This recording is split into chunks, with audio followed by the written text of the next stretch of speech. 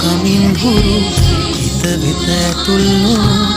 ඔබ ගැන පහන් කරු කියයි තොරතුරු ගමනේ විදානිරු දුටුවන් වශී කෙරු